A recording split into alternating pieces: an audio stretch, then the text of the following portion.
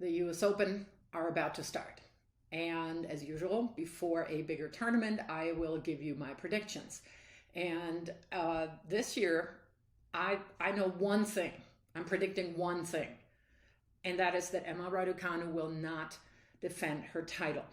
And that does not mean that I believe that her win last year was a fluke or that it was lucky or whatever it was. You don't win a Grand Slam tournament by sheer luck. If you want to call it the perfect storm, I'm more on board with that. But she's not going to do that again. For the biggest reason that now, of course, everybody knows who she is. Last year, out of qualifying, winning 3 rounds. And then, yes, granted, maybe not necessarily facing the absolute biggest names, but still blowing whoever she played off in 2 sets and basically having zero pressure. And of course, that situation has hugely changed. Ever since she won the title at the US Open, I honestly felt terrible for her because no matter what she did, people found fault with it. And yeah, tons of people out there saying fluke, and she's a one-hit wonder, and she's never going to win anything big again, and this, that, and the other. When I say that she's not going to defend her title, that is not what I'm saying. What I'm saying is that it is a completely different experience for her this year. I think over the last 12 months, she has absolutely tasted what it's like to be in the limelight at all times as the reigning US Open champion, as a very, very marketable young woman who, inspires a lot of people, has inspired a lot of kids to start playing tennis, but has also drawn a whole lot of flack for no matter what she does.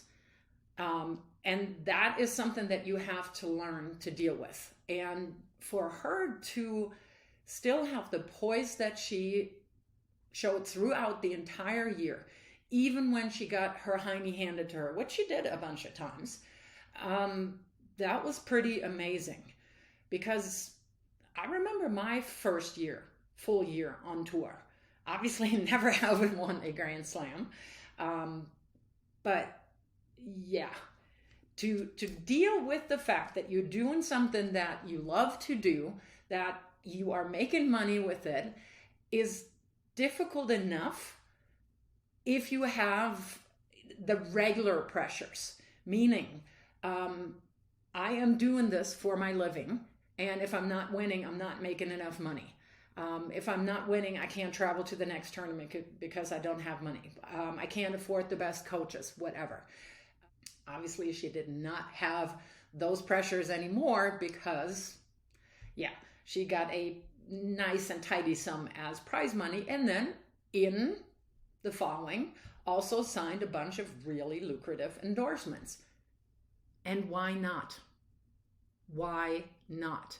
Now, if anybody does that on the men's side, and they're being caught partying or whatever, or beating up their girlfriends, or, trashing an umpire's chair or something, then we talk about it for a minute and then we forget about it. But let a young woman do that, and there's a lot of negativity coming at her. And how she handled that, to me, is hats off.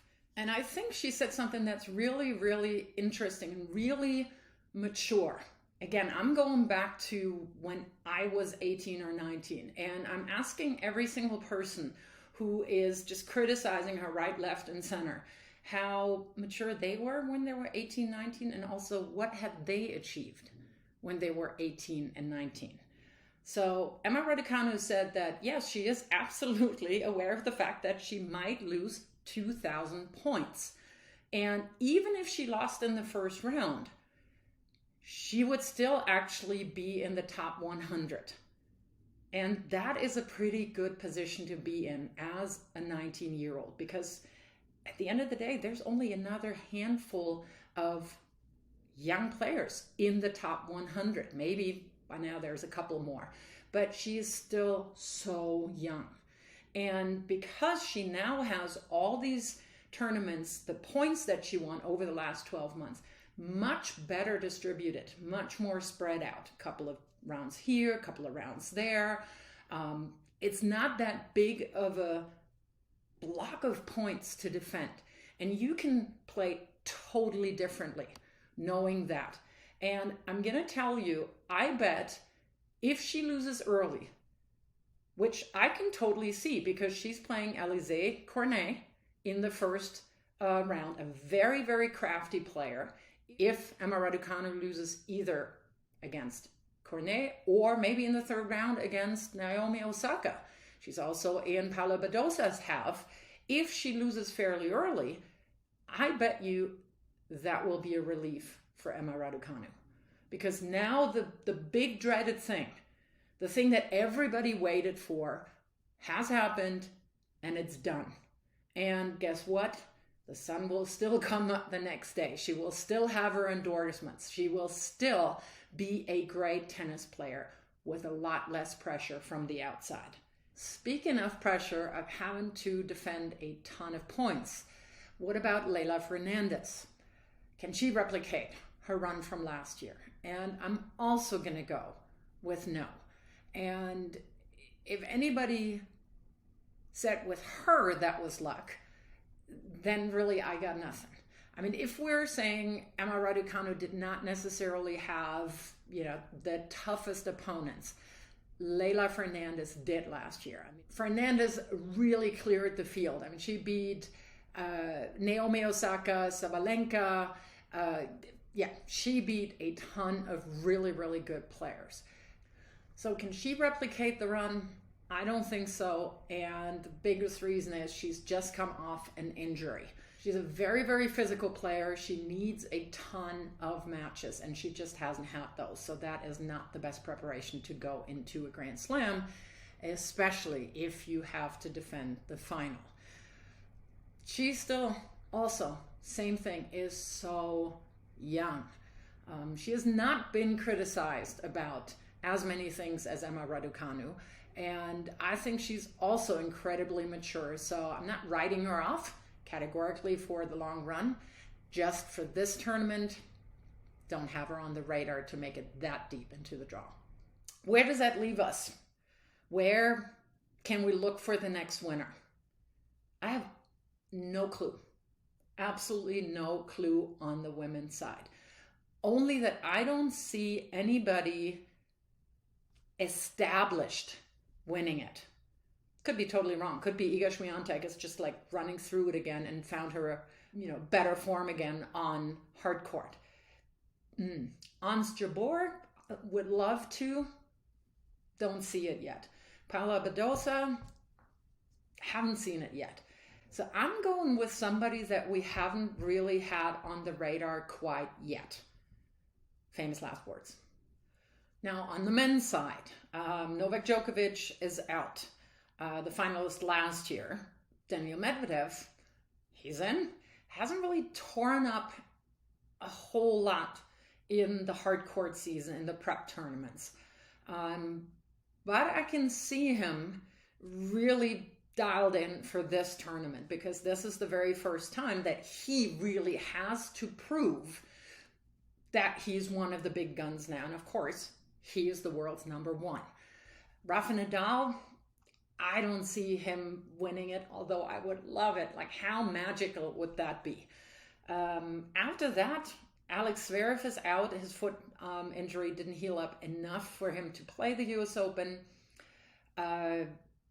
Would love Carlos Alcaraz. I just love how he plays, how he carries himself, super down to earth. Really love the guy.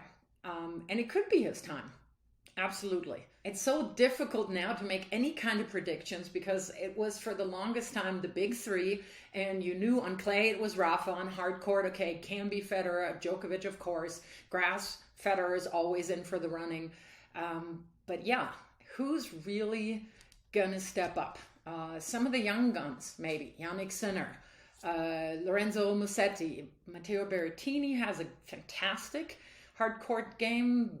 He has not done as well. But I kind of have the feeling that, again, two newer people that we have not necessarily seen as much like Jelena Rybakina in Wimbledon. I'm thinking something like that is going to happen again, at least on the women's side. On the men's side, more of the usual suspects, but which of them are the usual suspects if the big three are not in there? So let me know down in the comments who you think will take the title on both the men's and the women's side. And I'm just looking forward to watching a ton of tennis.